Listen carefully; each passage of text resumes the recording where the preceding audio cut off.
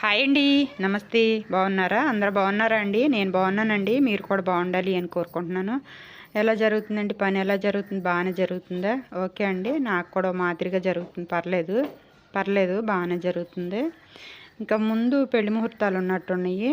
ఇంకా కొద్దిగా అంటే దూరం కస్టమర్స్ అయితే వేరే వాళ్ళ నుండి అయితే కొంతమంది కస్టమర్స్ అయితే ఫోన్ చేస్తున్నారనమాట. అంటే ఒకసారి తెలిసిన వాళ్ళు పెళ్ళిళ్ళకి కుట్టించుకెళ్ళిన వాళ్ళు అయితే ఫోన్ చేస్తున్నారనమాట. ఒక 4 రోజుల్లో బట్టలు తీసుకొస్తామండి కుట్టాలి అని చెప్తున్నారనమాట. ఇంకా ముందు ఉన్నట్టుండే ఈ ముహూర్తాలు. ఇప్పుడు కూడా ఓకే బాగానే ఉంది. అంటే పని లేదు అనుకోకుండా వర్క్ ఉంది. అలాగే బ్లౌజులు కూడా కుట్టడానికి కూడా ఉన్నాయండి. ఓకేనా. అయితే నిన్న పెట్టిన వీడియోకి అయితే కొంతమంది కామెంట్స్ అయితే మంచి కామెంట్స్ అయితే పెట్టారండి. చాలా థ్యాంక్స్ అండి. ఒక సిస్టర్ కామెంట్ అయితే నేను చూస్తూ ఉంటానన్నమాట. సిస్టరు అంటే కుమారి ఛానల్లో కూడా ఇదే ఐడితో నెగిటివ్ కామెంట్ పెట్టారు. మళ్ళీ మీ ఛానల్లో పెట్టారు సిస్టర్, మీరేం బాధపడకండి అని చెప్పారండి. చాలా థ్యాంక్ యూ సిస్టర్. చూశాను నేను మీ కామెంట్, అప్పుడప్పుడు చూస్తూ ఉంటాను.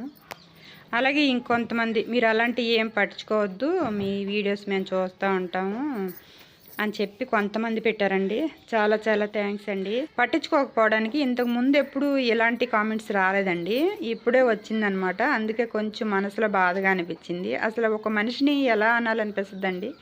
నెగిటివ్ కామెంట్ ద్వారా ఒక మనిషిని ఎలా అనాలనిపిస్తుంది? అసలు చెప్పిన విషయం ఏంటి? పెట్టే కామెంట్ ఏంటి? నేను చెప్పిన విషయం ఏంటి? అందులో మనకు మంచి ఏమన్నా ఉంటే తీసుకుందాం, అంతేగాని ఇంకా ఏం అనొద్దు. అదొకటి చెప్పాను.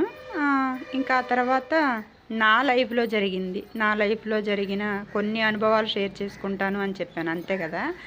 అంతేగాని మీరు నైటీస్ వేసుకోవద్దని నేను చెప్పాను. అసలు ఎందుకు చెప్తాను నేను, చెప్పండి? ఎందుకు చెప్తాను నేను కూడా స్నానం చేసిన తర్వాత కాస్త ఫ్రీగా ఉంటుందని చెప్పి నేను కూడా వేసుకుంటానండి. అలాగే కొంతమంది పగల టైంలో కూడా వేసుకుంటారు, అది వాళ్ళ ఇష్టం అండి. ఎవరి కంఫర్ట్ వాళ్ళదండి. అలాగే ఆ వాతావరణం కూడా, అంటే మనం ఉండేది సిటీలోనా లేదంటే పల్లెటూరులోనా, ఇలాగ మన వాతావరణాన్ని కూడా చూసుకోవాలి. అలాగే మన కుటుంబ సభ్యుల ఇష్టాలను కూడా దృష్టిలో పెట్టుకుని ఇంకా ఎవరిష్టం వాళ్ళదండి. ఒక్కొక్కళ్ళకి ఒక్కొక్కటి సెట్ అవుద్ది అనమాట. సెట్ అయినా అవ్వకపోయినా ఏ దుస్తు ఎవరికి సెట్ అయినా అవ్వకపోయినా కంఫర్ట్ అంతే కంఫర్ట్ అంతే. నేను ఆ వీడియోలో చెప్పింది రెండు విషయాలండి. మనం అందరం ఒకటే కదా. మనం ఒకళ్ళు అనుకుంటే మనకేమొస్తుంది చెప్పండి?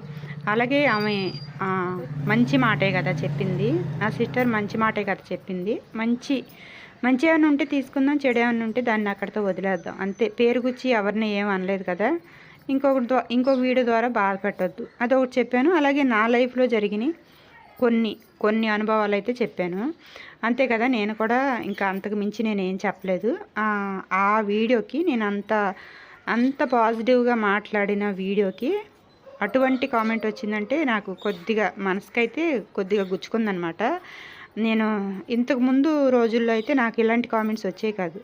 ఏం కామెంట్స్కి రిప్లై ఇవ్వట్లేదు, ఈ కామెంట్స్ వచ్చాయి. ఏదైనా ఎవరైనా డౌట్ అడిగేవాళ్ళు, దానికి కూడా నేను చెప్పలేకపోయేదాన్ని. దానికి కూడా ఒక కారణం చెప్తాను. ఎందుకంటే నాకు ఇప్పటి వరకు మా బాబు చూసుకునేవాడండి ఈ యూట్యూబ్ గురించి. యూట్యూబ్లో పెద్దగా ఏం పట్టించుకోలే, కానీ నేను ఏమైనా వీడియో అప్లోడ్ చేయమంటే చేసేవాడు. థంబ్నెయిల్ ఇంకా అవన్నీ కూడా వాడే పెట్టేవాడు, నేను రెడీ చేసి ఇస్తే. ఇంకా అంతే, ఇంకా నేను పెద్దగా వెళ్ళేదాన్ని కాదు, ఇన్వాల్వ్ అయ్యేదాన్ని కాదు. ఇంకా నా వర్క్లో నేను పడి ఉండేదాన్ని అనమాట. అలాగే ఈ డిజైన్స్ కొనడం గురించి కూడా వాడే కొనేవాడు అనమాట. వాడే కొని నాకు కాపీ చేసి ఇచ్చేవాడు, పెన్ డ్రైవ్లో కాపీ చేసి ఇచ్చేవాడు, నేను చూసుకునేదాన్ని. చెప్తాను ఎందుకు రిప్లై ఇవ్వలేకపోయానో చెప్తాను. సపోజ్ నాకు వైటీ స్టూడియో యాప్ అంటూ ఒకటి ఉంటుందని నాకు అసలు తెలియదండి. నిన్న మొన్నటి వరకు కూడా నాకు తెలియదు అనమాట. ఈ మధ్యనే తెలిసింది. వైటీ స్టూడియోలోకి వెళ్ళి థంబ్నెయిల్ పెట్టాలి, అలాగే వైటీ స్టూడియోలోకి వెళ్ళి వీడియో ప్రైవేట్లో నుండి తీసి పబ్లిక్లో పెట్టాలి.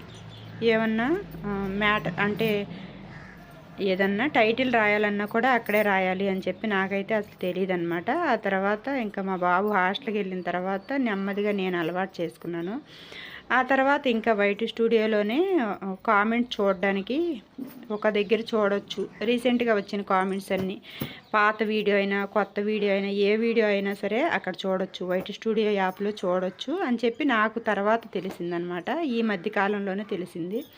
ఇంకా ఈ మధ్యకాలంలో తెలిసిన కాడి నుంచి అయితే నేను అయినంత వరకు రిప్లై ఇస్తున్నాను. ఇవే మంచి కామెంట్స్ వచ్చాయి, చెడుగా అయితే ఇప్పటి వరకు రాలేదండి. ఈ మహాతల్లి పెట్టిందనమాట. ఈ మహాతల్లి ఎలాంటిదంటే నాకు కొద్దిగా ఐడియా వచ్చిందండి. ఎలాంటి వాళ్ళకి ఎలాంటి నెగిటివ్ బుద్ధులు నెగిటివ్ కామెంట్లు ఉంటాయో చెప్పనా. ఇంటి దగ్గర యువతల పని అవతల చేయకోకుండా అమ్మ నాన్న మీద పడి అమ్మ నాన్న పీకు తిని అక్కడ బతికి వచ్చి ఆ తర్వాత మొగుడి దగ్గరికి వచ్చి మొగుడి దగ్గర పీకుతుంటే ఉంటారు కదా, ఇలాంటి వాళ్ళకైతే వస్తూ ఉంటాయి అన్నమాట. ఇలాంటి నెగిటివ్ బుద్ధులు నెగిటివ్ ఆలోచనలు వస్తూ ఉంటాయి.